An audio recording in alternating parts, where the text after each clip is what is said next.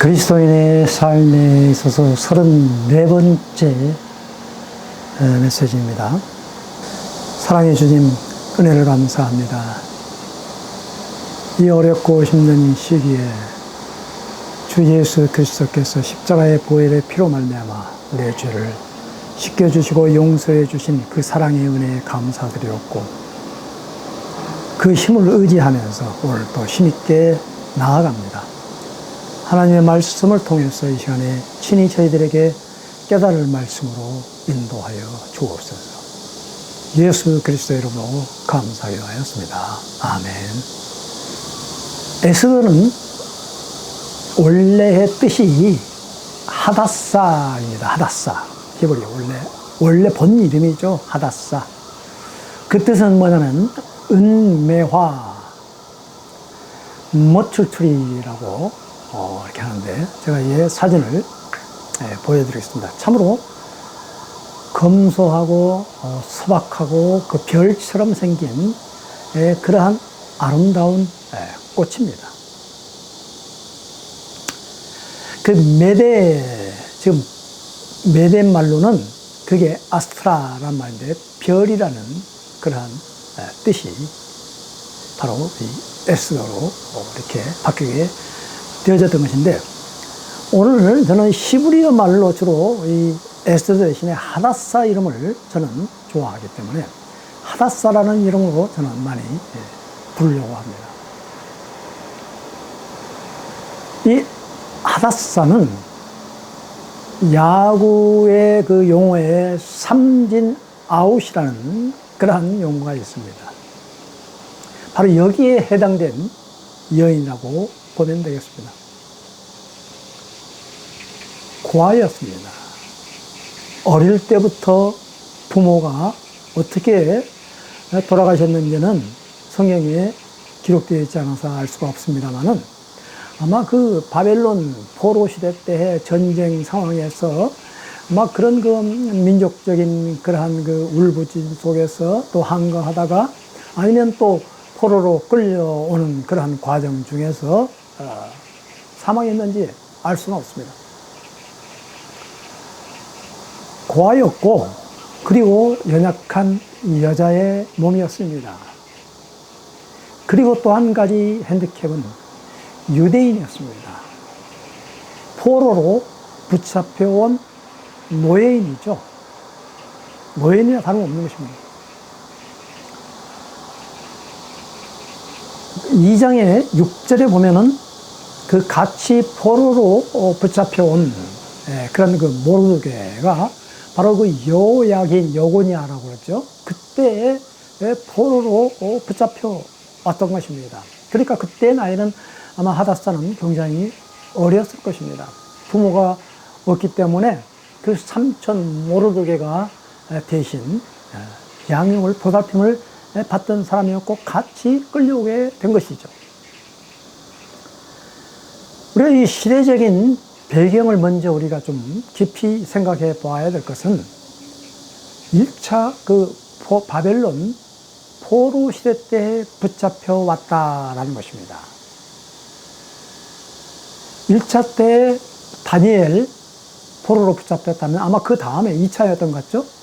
그 여호야긴 그리고 여고니아, 그때 붙잡혀왔다면 BC 588년 경이었을 것입니다. 자, 그렇다면 일반적인 그런 그 시대적인 배경, 우리 모든 거의 대부분 목사님들, 또 저희 신학교 때에도 그 이때의 시대적 배경을 페르시아 크세르크스인가요? 그 왕의 시대라고 이야기를 합니다. 그때 바로 BC 480년 경이죠. 그러니까 벌써 거의 100년 차이가 있는 것이죠. 자, 그렇다면은 아마 소녀의 때 나이에 붙잡혀 왔다 하더라도 한 15살 붙잡혀 왔다면은 100년 차이 같다면 115살 때에 되어진 일입니까? 아무리 하닷사가 미인이고 또 예쁘다 할지라도 어떻게 115살경에 100살이 넘어서 그 아하수에로 왕에게 그 왕비가 될 수 있겠느냐라는 것입니다. 그래서 이 지금까지 우리가 모든 것을 말해왔던 그 시대적인 배경에 있어서 이 연대적인 차이가 도저히 맞아떨어지지 않는다라는 것입니다. 그래서 이때의 배경은 메대 시대 때인 것입니다. 그 당시에 아스티아게스 왕의 그러한 시대죠. 그 아하수에로 왕, 그것은 왕의 칭호인 것입니다. 본래 이름은 아스티아게스라는 그런 그 메대의 마지막 왕인 것입니다. 메대 마지막 왕, 누구에게 먹혔습니까? 페르시아 고레스 왕에게 먹히게 된 것이죠. 그래서 고레스 왕 원년에 BC 551년에 바벨론 다시 그 포로로 붙잡혀왔던 이스라엘 백성들을 다 귀환시키는 그러한 고레스 칙령이 발표가 되어지는 것을 우리는 알 수가 있는데, 이것을 자꾸 뒤로 이렇게 미룬다는 것입니다. 이것은 어마어마한, 어떻게 보면 이것은 시대적인 배경하고 너무 동떨어진 그러한 이야기를 지금 하고 있지 않는가라는 그런 심히 우려 깊은 이야기인 것입니다. 저는 계속 지난 주간도 다니엘서를 이야기하다가 왜 에스더서 이야기를 중간에 끄집어냈느냐 하면은, 코로나로 인하여서 제가 지금 심히 몸이 아프고 있습니다. 아무것도 하기가 싫어요. 그럼에도 불구하고 하나님께서 이 다니엘 같은 그 시대적인 배경에서 이 에스더를 통해서 그 민족적인 고난과 그 열악함 속에서, 어려움 속에서 어떻게 그 시기를 극복해 나아갔는가라는 것을 묵상하는 가운데 이 에스더, 하닷사 이야기를 가지고 나오게 되었던 것입니다.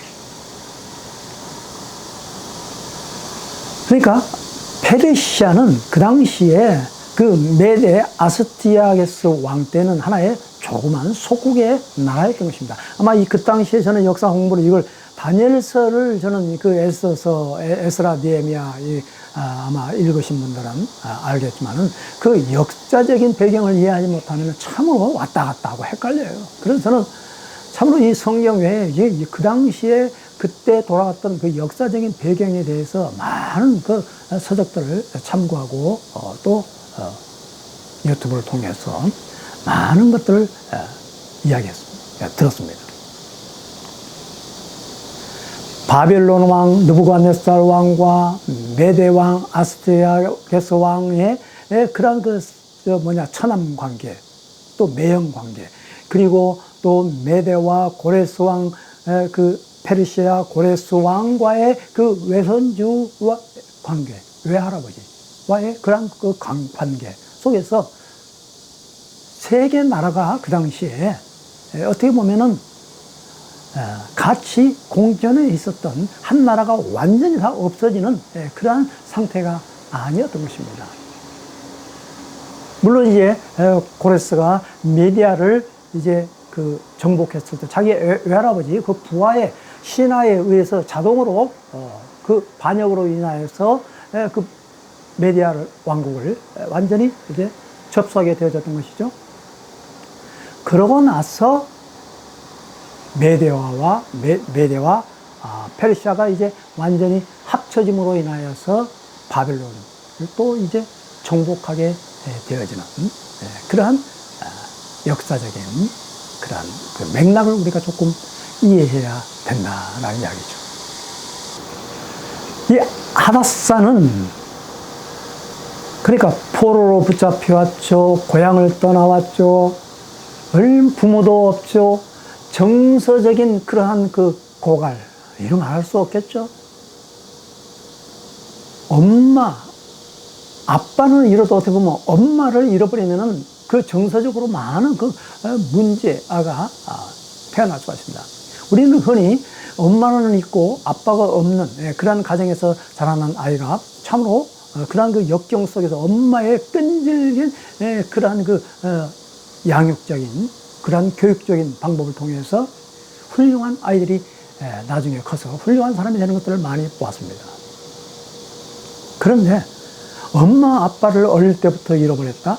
이것은 참으로 정서적으로 많은 그런 핸디캡이 작용되어졌고, 어릴 때부터 얼마나 많은 그러한 그 고독 속에서 자랐겠습니까?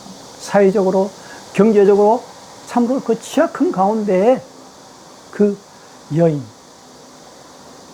하닷사가 어릴 때부터 물론 그 자기의 삼촌 모르드게에게 양육을 받았지만은 어떻게 어머니의 사랑과 아버지의 사랑과 비교할 수가 있겠습니까?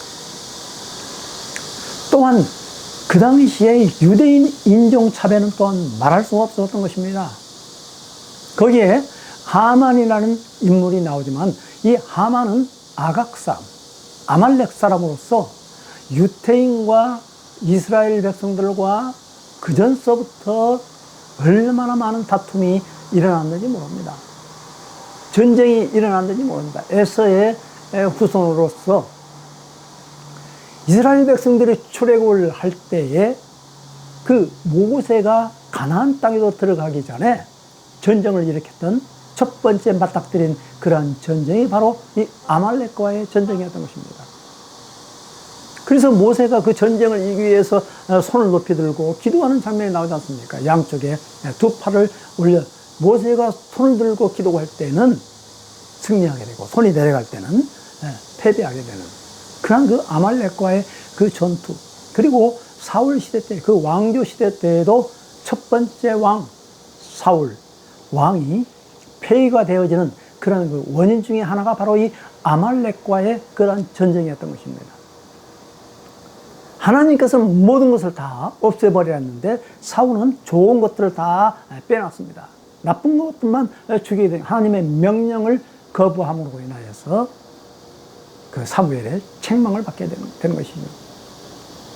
하나님께 순종하는 것이 더 낫지 않느냐. 그 제사를 드린다고 좋은 것을 빼놔? 그것은 이해가 되지 않는다. 그래서 그게 바로 폐위가 되는 그런 결정적인 그런 계기가 되어졌던 것입니다. 오늘 여기에 에스더서 3장 그 1절에서 6절까지 읽어보면은 하만이 어떤 계획을 세웁니까? 민족을, 그 유대인 민족을 다 멸하고자 하게 되어졌던 것입니다. 그러한 그 계략을 세운 장면이 바로 이 에스더에서 밑바탕에서부터 흐르는 그러한 그 장면인 것입니다. 얼마나 유대인 인종차별이 심했으면은 그 모르드게 잘못한 사람, 모르드게 한 사람만 죽이면 되는데 전 민족을 다, 거기에 있었던 모든 유대인 민족들을 다 멸하고자 했겠습니까? 하만 같은 사람, 그리고 또 히틀러 같은 사람, 이 사람 600만 학살을 저지른 전범 아니겠습니까? 그런데 희한하게도 그 히틀러 전범들 보면 루터를 핑계를 냅니다. 루터가 시켜서 그랬다 이거예요. 참으로 희한한 말을 하죠. 그러나 루터도 그 종교개혁 일으키고 나서 20년 후에 자기가 그 쓴 조그만 책자가 있었습니다. 그 책자 이름이 뭐냐면 유대인과 그들의 거짓말에 대하여, 그 책자를 쓰고 나서 얼마나 많은 그러한 반유대주의 사상이 넘쳐난다는 겁니다. 그 책에서 뭐라고 말합니까? 유대인은 바로 사단의 어두움의 자식이다. 그리고 전부 다 진멸해야 된다라고 그렇게 말했기 때문에 마틴 루터와 종교개혁자 그 칼빈은 에스더서를 읽지를 안 했다고 그래요. 싫어했다고 그래요. 종교개혁자 마틴 루터가 싫어할 정도 되는 이 에스더서. 참으로 그러나 오늘 이것이 우리에게 어떤 그 말씀의 영향을 주고 있는가 우리는 깊이 깊이 깨달아야 할 것입니다.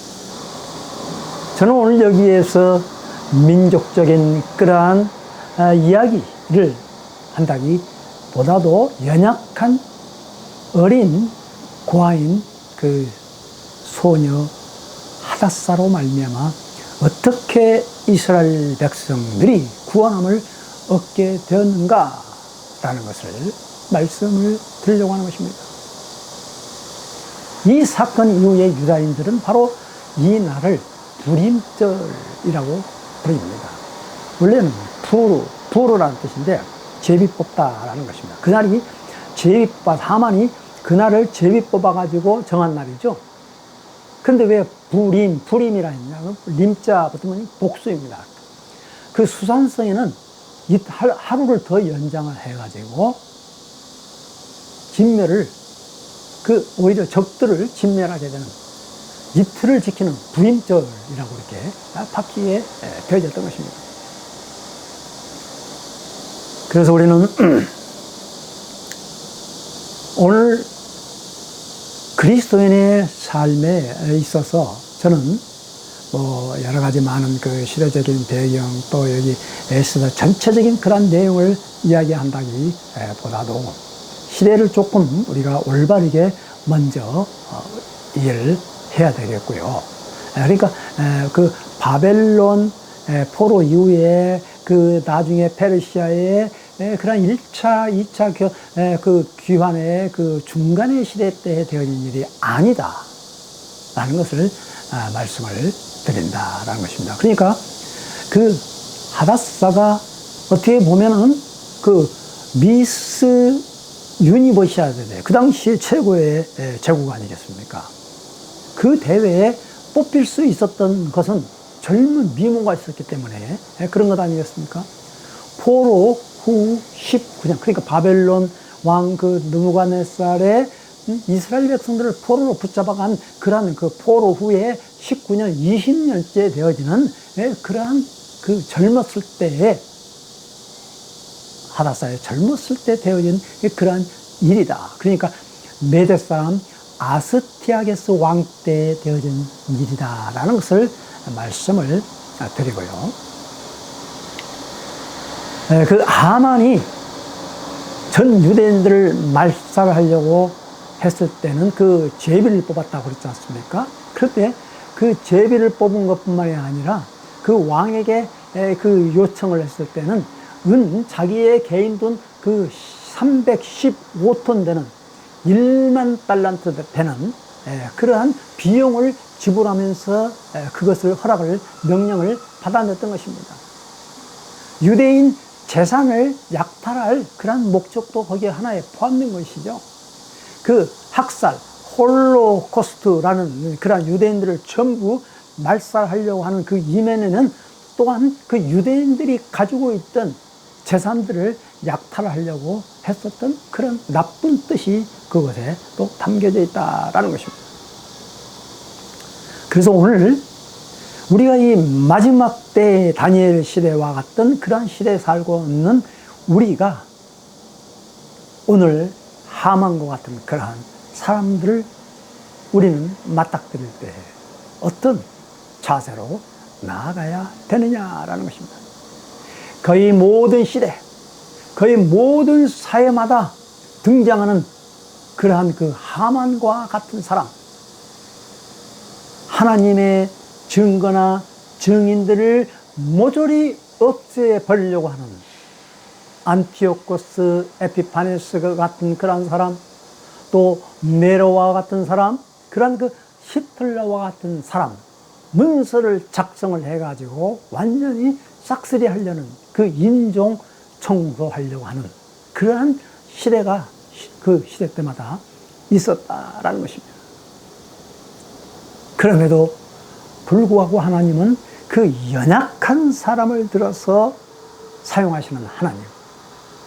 에스더서에는 희한하게도 하나님이라는 용어가 등장하지를 않습니다.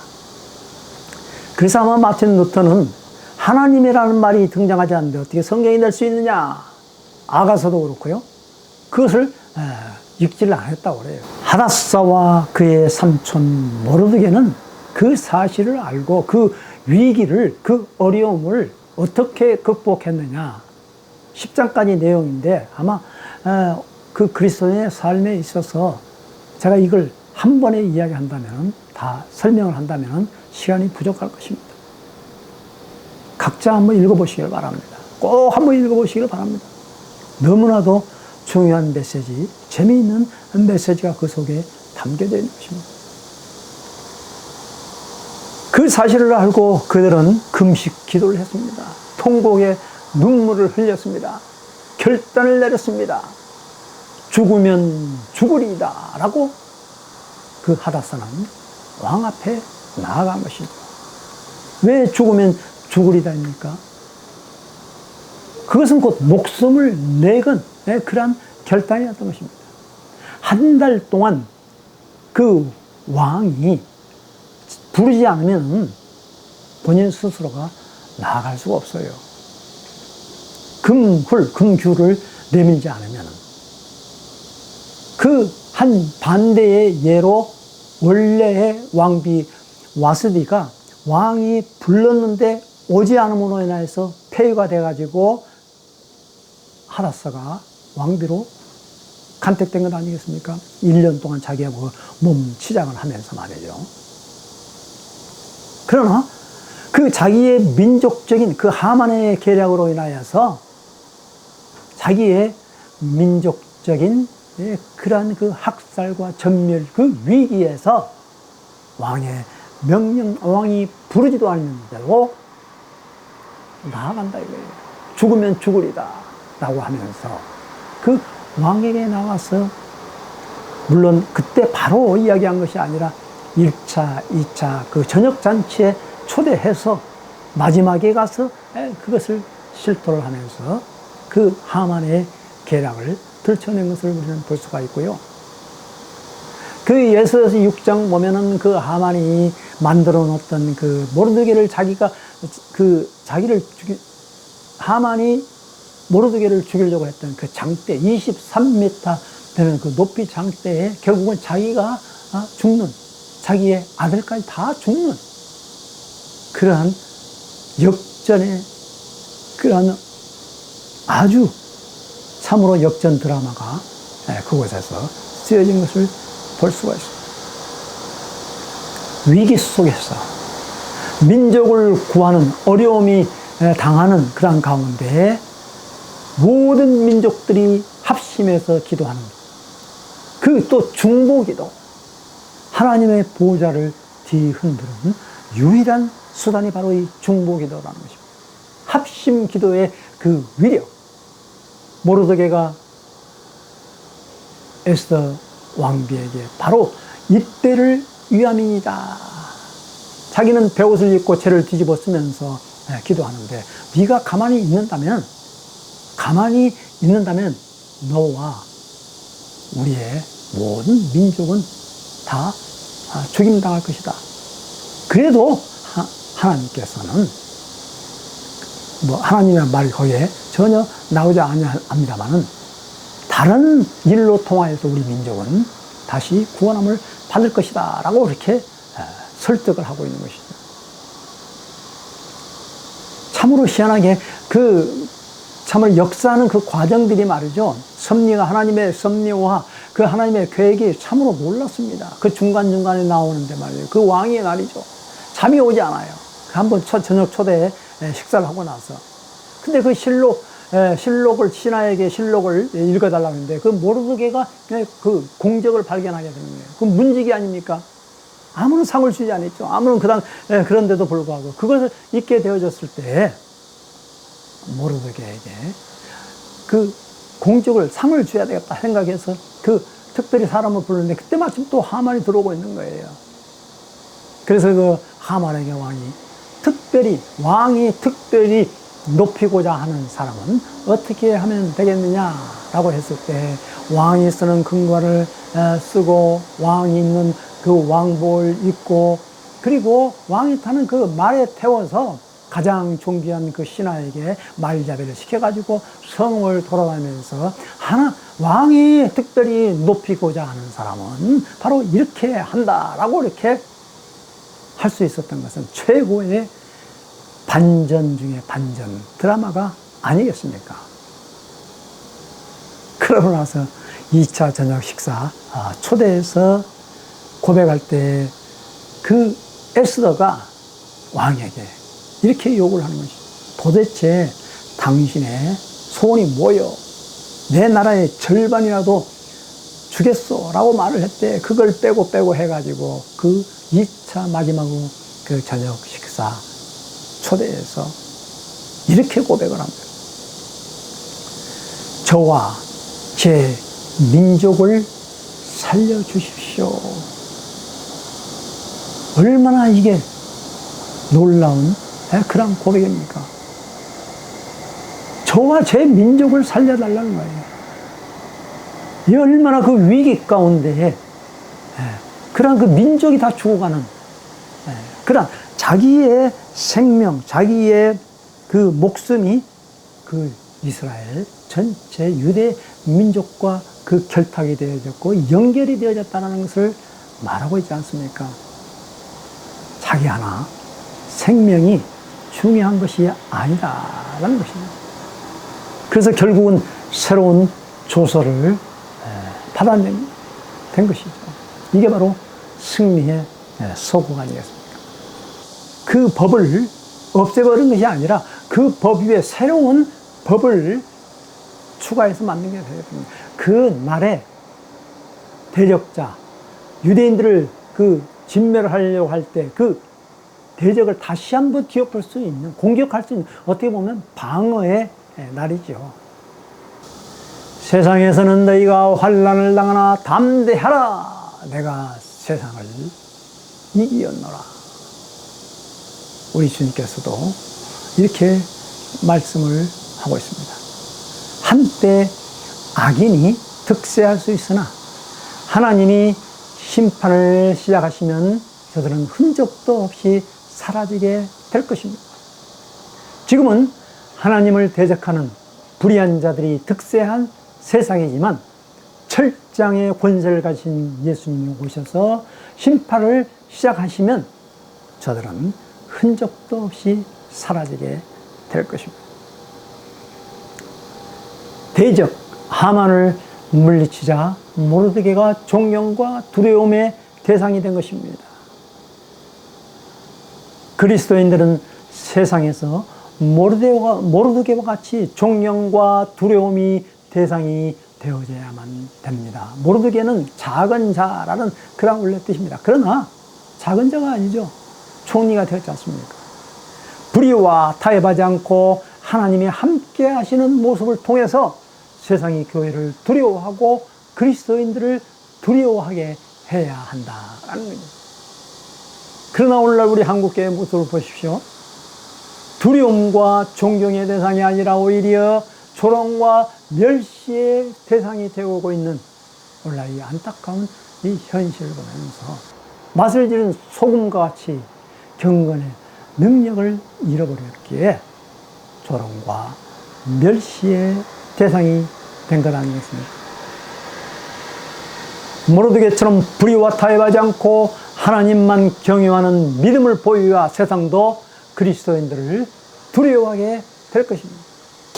마지막 때에 살아가고 있는 우리는 이 에스더서 하닷사를 통해서 어떻게 하나님이 역사하시고 어떻게 하나님이 심판하시고 어떻게 하나님이 구원하고 계신가를 우리는 깊이 묵상하면서 나 혼자만을 잘 살기 위한 그런 목적으로 우리가 신앙생활을 하는 것이 아니라 나와 내 가족과 내 민족과 내 국가가 하나가 되어지는 바로 저와 제 민족을 살려주십시오라고 외쳤던 그런 그 하닷사의 그 신앙 고백이 바로 우리의 신앙 고백이 되어지기를 간절히 주님의 이름으로 기원드립니다. 기도하겠습니다. 살아계신 주님, 은혜를 감사합니다. 연약한 여인, 연약한 소녀 하닷사를 통하여서 왕비가 되게 하시고, 그 연약한 소녀 하닷사를 통하여서 이스라엘 전 민족을 구원케 하시는 하나님의 놀라운 구원의 섭리를 보게 되어집니다. 바로 이 하닷사의 신앙은 죽으면 죽으리다 라고 이렇게 외쳤던 것은 예수님의 십자가의 죽음과 예수님의 십자가의 죽음으로 말미암아 부활하신 그 부활신앙이 없었다면 그러한 고백을 할 수가 있었겠습니까? 하나님, 우리 모두는 다, 거의가 다, 우리의 많은 신앙인들이 거의가 다 왕비로 만족하고 문지기로 만족하고 그때그때 자기의 안위를 위해서 자기의 조그만 그러한 축복만을 바라보면서 살고 위험과 또한 도전에 대해서 우리가 망설이고 있지 않습니까? 하나님, 그럼에도 불구하고 오늘 우리가 이와 같이 하닷사의 믿음을 통하여서 그 은매와 같이 비록 조그만 꽃이지만은 보잘것없는 화려한 꽃은 아니지만 그러나 별처럼 빛나게 아름답게 펼쳐지는 그러한 꽃처럼 우리의 믿음도 우리의 신앙도 민족을 위하여서, 국가를 위하여서, 나라와 민족을 위하여서 기도하며 비록 우리가 나서지 못하지만 합심으로 그곳에 그 일에 동참하는 저희들이 되어지도록 도와주옵시고 마지막 심판 때에 구원받는 저희들이 되어지도록 도와주옵소서. 살아계신 주 예수 그리스도 이름으로 감사하고 간절히 기도 올려옵나이다.